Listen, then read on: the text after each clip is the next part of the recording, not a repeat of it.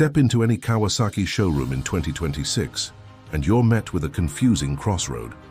For years, the Ninja 400 reigned supreme as the lightweight king, but now, a new predator has emerged on the floor.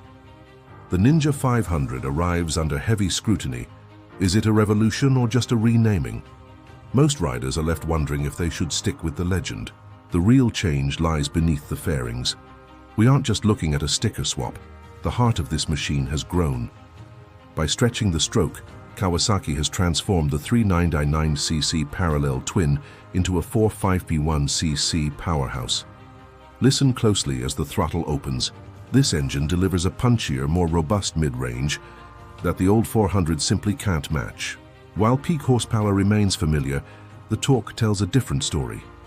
The power delivery is more immediate and satisfying, but a bigger engine often means more bulk.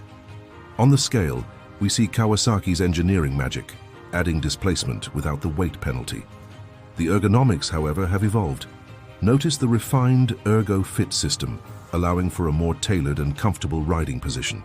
Whether you're tucking in for a track day or navigating morning traffic, the Ninja 500 feels more planted and more mature. Innovation comes at a price, and not just at the dealer. As the Ninja 500 takes the spotlight, the used market for the 400 is softening.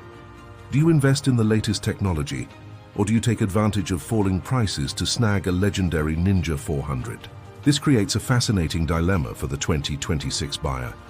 One bike is the cutting edge, the other is a proven masterclass in design. As the sun sets on the era of the 400, the Ninja 500 stands ready to lead the next generation into a new chapter. It is smoother, torque-heavy, and more refined than ever before. But the legacy of its predecessor remains strong.